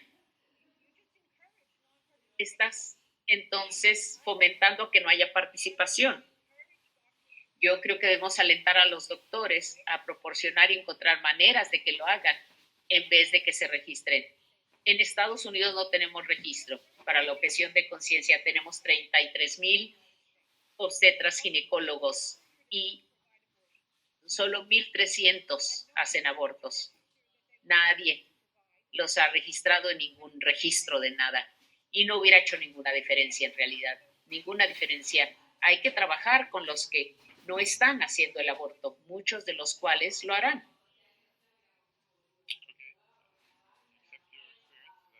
Acepto tu experiencia. Como dije, no lo he pensado mucho. Creo que puedes tener la razón. Cierre este conversatorio y nos cuente sobre los próximos diálogos que nos entusiasman tanto. Quiero terminar con una cita que nos trajo en la ocasión pasada uno de nuestros participantes, Hugo Rodríguez Reséndiz. Es una cita de Heidegger que dice: somos para la muerte, ¿por qué toda la vida no nos preparamos para morir? Amparo, por favor, cierra este espacio. Pues sí, creo que somos para la muerte y morir es el acto último de nuestras vidas, ¿no? O sea, es el acto que sella nuestra vida, nuestro paso por esta tierra, y es como, ¿por qué no nos preparamos, como dice Heidegger, para morir? ¿Y por qué no creamos un ambiente más propicio? Siempre hago esta comparación, pero la voy a volver a hacer porque me gusta mucho. Nacemos con muchos abrazos, con mucha calidez, con la gente contenta, te preparan espacios. El mundo te recibe muy bien, pero por lo menos yo creo que en México no nos despide muy bien el mundo. O sea, no nos despiden como nos recibieron y sin embargo ya trabajamos mucho. La mayoría de las personas pues ya viviste, padeciste, estuvo fantástica, bueno, fantástica la vida, pero ha sido trabajos y sin embargo casi que te mereces gracias, ¿no? Al final. Y sin embargo morimos a veces las personas, hay un viejismo en México, sobre todo las personas viejas, las personas ya frágiles. El mundo no, siento que hay ahí algo de falta de humanidad, que es un espacio que merece mucha atención y a mí me siento muy feliz de poder trabajar en ese sentido, ¿no? Como de trabajar para que ese momento de la vida de todos los seres humanos pueda ser mucho más amable y sí considero que esta parte de la muerte médicamente asistida, de evitar el dolor sobre todo, puede colaborar muchísimo. Entonces, pues ese sería mi agradecimiento a todos, Peter, muchísimas gracias también, Marichuy, Francis, bueno, Cristina, Lilia, bueno, el equipo de DMD, Rodrigo, Dalinda, María, Héctor, todos ellos, pues muchísimas gracias por el apoyo y siento que sí es un trabajo que vale la pena, es más que un trabajo, ¿no? Como una manera de devolver algo a la vida o de pavimentar el camino para los que vienen después de nosotros. Y pues mira, sí quería invitarlos a los siguientes webinars. Queremos tener uno con los cortometrajes que hemos tenido, que son muchos, y tener como una proyección, son cortitos, son de 10 minutos, o sea, puedes tener un webinar con la proyección completa y luego que haya personas participando para que hablen de esos cortometrajes. Esos son uno de nuestros próximos webinars y uno que, bueno, a mí me parece clave, que es el sufrimiento y el dolor. Y no solo el sufrimiento y el dolor físico, sino también, como mencionaba Peter, el dolor de ya no ser capaz de moverte, el dolor de no poder rendir, de ya no tener una vida digna. Entonces, ese es un webinar que estamos pensando para principios del año entrante y creo que tú mencionaste el misticismo. Hemos hablado también, Francis y yo, de tener algo sobre misticismo. O sea que estamos bueno, como ustedes ven, es inagotable todo eso y ya le estaremos avisando. Y pues otras encuestas, a ver qué ha pasado. Y bueno, gracias a toda la audiencia, de verdad, muchas gracias.